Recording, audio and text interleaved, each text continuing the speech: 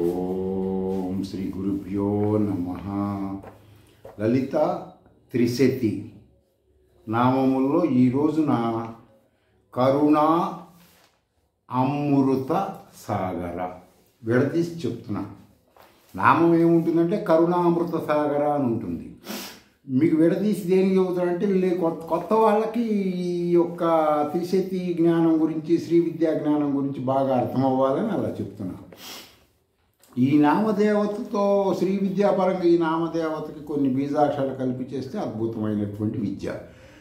దేనికంటే తీవ్రమైనటువంటి భక్తి చేత మానవుడు శరీరంలో సహస్రాసారంలో సుధా సింధు అనబడే అమృత బిందువులు ఉంటాయి.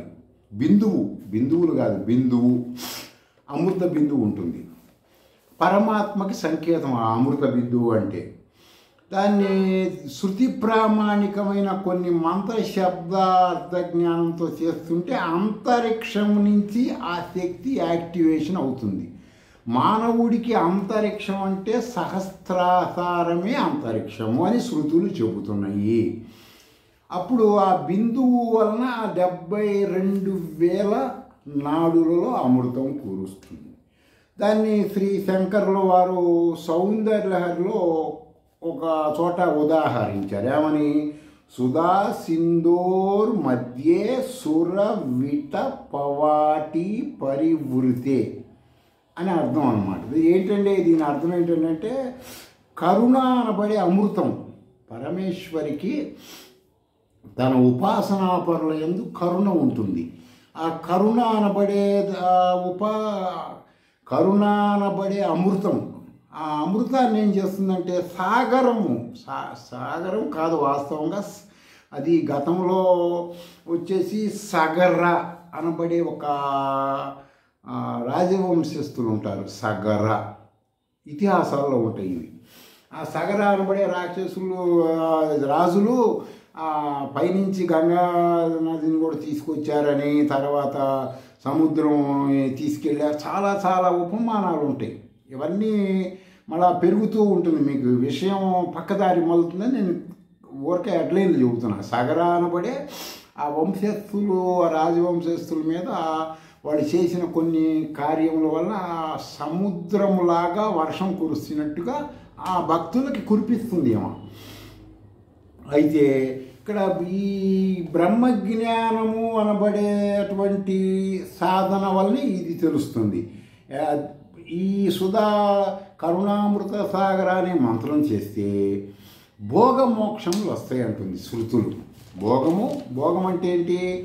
వీడు మానవుడు కొన్ని ప్రారంధ కర్మలతో ఇబ్బందులు పడుతుంటాడు. కొన్ని అష్టదరిద్రాలు, అష్ట కష్టాలు, అష్టభోగాలు, అష్టదరిద్రాలు, అష్టశత్రువులు అన్ని డబ్బులు ఉన్నవాడికి కూడా వస్తున్నాయంటే సంథింగ్ ఈజ్ రాంగ్, ఏదో జరుగుతుంది. వాడు వెంటనే ఏం చేయాలి? శ్రీ విద్యలో ఉన్న వాళ్ళ ద్వారా కానీ వాడు తెలుసుకొని కానీ వాటికి కారణం ఏంటనేది కూడా తెలుసుకోవాలి.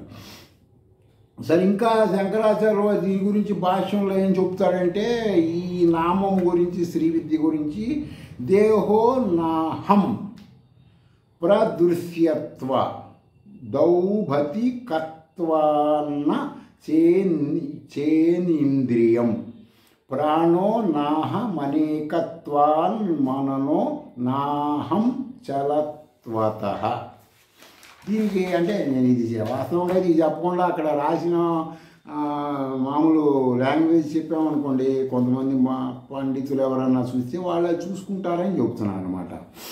శృతులు తెలియచేసిన దేవుడు, లేకపోతే ఆత్మ, లేకపోతే పరబ్రహ్మము, ఇలాంటివన్నీ కూడా ఆయన చెప్పిన మాట. మీరు పూలమాల వేసుకుంటారనుకోండి, మీ పెద్దలు ఎవరన్నా చనిపోయిన వాళ్ళు ఎవరన్నా ఉంటే వాళ్ళ జ్ఞాపకార్థం పూలమాల వేస్తారు. అందులో మల్లెపూలు, మరువము, తర్వాత సన్నజాజులే ఒక 4-5 రకాలు పూలు కలిపి బాగా వాసన ఉండాలి అని వాళ్ళ మీద గౌరవంతో పూజ్యభావం చేస్తారు కదా. ఒక వారం రోజులు 10 రోజుల తర్వాత ఆ పూలన్నీ వాడిపోయి వాసన ఉండదు, ఏమీ ఉండదు అనమాట.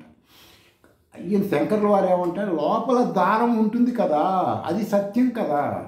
అలాగే పరబ్రహ్మ సత్యము. బయట కనపడేవన్నీ అసత్యాలు, తాత్కాలికంగా మాత్రమే బెనిఫిట్స్ ఇస్తాయి. అవి నమ్మారనుకోండి ఉపయోగం ఉండదు. దారాన్ని పట్టుకోండి. ఏ దారం వలన ఈ యావత్తు విశ్వంలో ఉన్న దేవతలు, దేవుళ్ళు, గురువులు, పూజలు వీరందరూ పూల లాంటి వాళ్ళు. ఈ పూలు ఉంటుంటాయి పోతుంటాయి, ఉంటుంటాయి పోతుంటాయి. ప్రాథమిక దశలో పూలు తెలుసుకోండి, దారాన్ని పట్టుకోండి. ఏమవుతుందండి దారాన్ని పట్టుకుంటే అంటే మాది దారాన్ని పట్టుకుంటే ఏమవుతుందంటే అప్పుడు దీనికి చరక మహర్షి అని ఒక అతను ఉండేవాడు. చరక సుశ్రుత సంహిత, చరక సంహిత ఇలా ఉంటాయి అన్నమాట. సంహిత అంటే పరమాత్మ ముఖ మొహం నుంచి అంతర్వాణిగా వినపడిందని సంహిత అంటారు. అర్థమైందండి? ఇప్పుడు మనం కొన్ని గ్రంథాలు చూసి ఇవన్నీ వేదాలు చెప్పినవి. వేదాలు అంటే పరమాత్మ చెప్పినవి. ఏం చెప్పాడు పరమాత్మ? సంహిత ఒకటే చెబుతాడు ఆయన. అది తెలుసుకున్న ఋషులు చెప్పినవి ఉపనిషత్తులు, బ్రాహ్మణాలు, పదములు, ఆరణ్యకులు ఇవన్నీ ఋషులు చెప్పినవి. పరమాత్మ చెప్పింది సంహిత ఒకటే, గుర్తుపెట్టుకోండి. అలా ఆ సంహితలో నుంచి వచ్చిన ఒక బిట్టు చరక సంహిత. చరక మహర్షి ఆ సంహితని తెలుసుకొని పరమాత్మ స్వరూపంగా మానవులకు తెలియజేయించాడు. ఏం చెప్పాయండి చరక మహర్షి అంటే, మీరు ఆయన గొప్ప శ్రీ విద్య ఉపాసకుడు. మీరు ఆ శ్రీ విద్యలోకి వెళ్ళినప్పుడు చరక సంహితలో గూఢంగా ఇదే ఉంటుంది.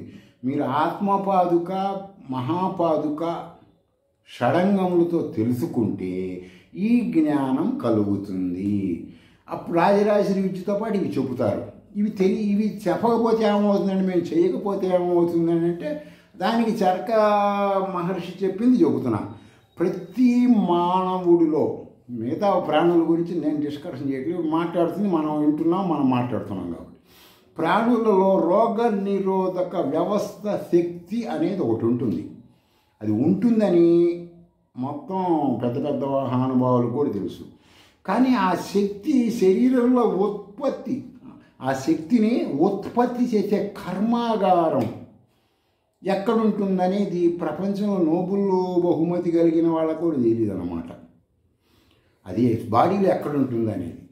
అది ఎట్లా తెలుస్తుందండి అంటే శ్రీ విద్య ఈ బ్రహ్మపాదుక, ఆత్మపాదుక ఇవి చేసే వాళ్ళకి తెలుస్తుంది.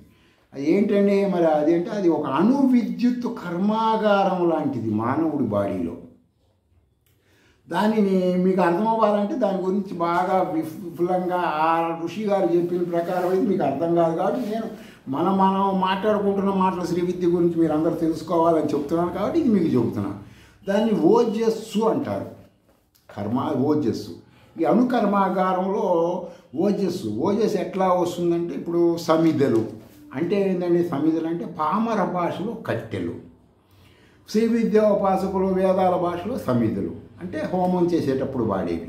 అలాంటి ఔషధములు లాంటి సమిధలని అంటే మన శరీరంలో వచ్చేసి దీనిని ఇంకా విపులంగా చెప్పాలంటే కొంతమంది రచయితలు గ్రంథాలు రాసినప్పుడు వేదాలు చేయాలి, వేదం చేస్తేనే మీకు, హోమాలు చేస్తేనే మీకు బెనిఫిట్స్ వస్తాయి, లేకపోతే రావు ఇది అని చెప్పి శాస్త్రీయ ప్రామాణికంగా చెప్పిన గ్రంథాలు రాస్తారు కదా. గ్రంథంలో పైన అగ్నిదేవుడి బొమ్మ ఉంటుంది చూడండి. 7 నాలికలతో అగ్ని బొమ్మ ఉంటుంది. అగ్నిదేవుడి 7 నాలికలతో ఉండడు.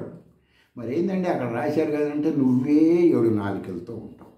అదేంటంటే మాకు ఒకటే కదండి నాలిక ఉంది, ఇంకా కొంత కుండలని సబ్జెక్ట్ అవి తెలిసిన వాళ్ళు అయితే లోపలేదు ఇంకో కొండ నాలుగు ఉంది అంటారు. ఈ 2 కదా మాకుంది, ఇంకా లేవు కదండి మీరేమో 7 నాలికలు పని చెబుతున్నారు.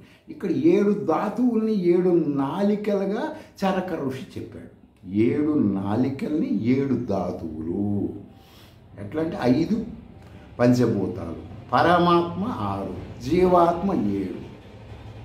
ఈ 7 నాలికలతో ఉన్నటువంటి ఓజస్సు బాగా విఫలంగా చెబుతున్నా. మీరు చెక్ చేసుకొని తెలుసుకొని ఆచరించాలి. ఇవన్నీ ఊరకి టైంపాస్ వినవాకండి. ఇది పసుపు, ఎరుపు, తెలుపుల మిశ్రమంతో లిక్విడ్ రూపంలో ఉంటుంది బాడీలో. దీనిని ఎలా ఈ లిక్విడ్ వచ్చేసి ఇప్పుడు భార్యాభర్తలు కలిసినప్పుడు ఇద్దరి కలయిక ద్వారా వాళ్ళ ఈ లోపల పిండం ఏర్పడుతుంది కదా, ఆ పిండంలో ఇది వస్తుంది అన్నమాట, ఒక డ్రాప్, చిన్న అణువులాగా. దాన్ని ఓజస్సు అంటే అది లేకపోతే శిశువు డెవలపింగ్ ఉండదన్నమాట. పిండంలో కూడా ఇది ఉంటుందని ఆయన చెప్తున్నాడు. దీని స్థానం ఎక్కడుంటుందండి? ఇదంటే హృదయములో ఉంటుంది. ఇది శరీరం మొత్తాన్ని కంట్రోల్ చేస్తూ ఉంటుంది. మానవుడి ప్రాణశక్తి మొత్తము ఈ ద్రవ పదార్థమైన ఓజస్సు మీదే ఆధారపడి ఉంటుంది. మరి ఈ ఓజస్సు ఎట్లా అండి అంటే, ఓజస్సు తక్కువైనా లేకపోయినా బాడీ రోగాలకి స్పందించదు. వైద్యానికి స్పందించకపోతే మనిషి బతకడు కదా.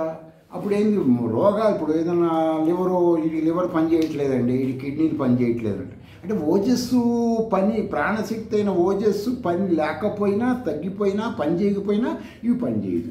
మొత్తం ధాతువుల్ని కంట్రోల్ చేసేది ఇదే. చరక ఋషి చెబుతారు. ఇది మరి ఎట్లా తెలుస్తుందండి ఈ జ్ఞానం? మరి ఇది బాడీలో పలానా చోట ఉంటుందని మాకు మీకు ఎవరు డాక్టర్లు కూడా చెప్పట్లేదు కదండి అంటే, ఆ విషయం గురించి నేను డిస్కషన్ చేయను. ఓజస్సు అనేది ఉంది, సప్తధాతువులు కంట్రోల్ చేసేది అది లేకపోతే ప్రాణం పోతుందని 3 ముక్కల్లో చెప్పాను. దాన్ని విపులంగా మీకు తెలియజేస్తున్నా. మీరు వెళ్ళి చెక్ చేసుకొని తెలుసుకోండి. ఇది ఎప్పుడైతే మీలో ఈ ఓజస్సు తగ్గిపోయినా లేకపోయినా అవుట్పుట్ ఇన్పుట్లు డ్యామేజ్ అవుతాయి. కాబట్టి ఈ 2 కూడా మీరు కంపల్సరీ తెలుసుకోవాలి. తెలుసుకొని దాని ద్వారా మీరు బాగా చేసుకోండి.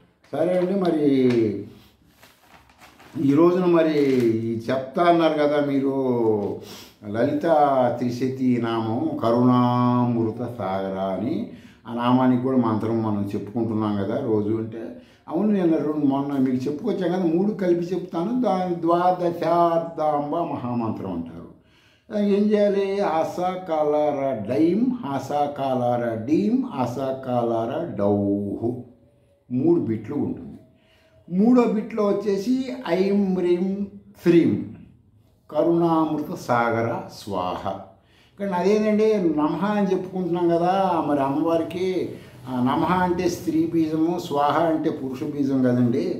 అంటే ఇక్కడ వచ్చేసి ఆమెను మీరు ఎలా చూస్తున్నారంటే, స్త్రీ పురుషుల రూపం లేకుండా పరమాత్మ రూపము అంటారు. దానికి లింగ భేదం ఉండదు.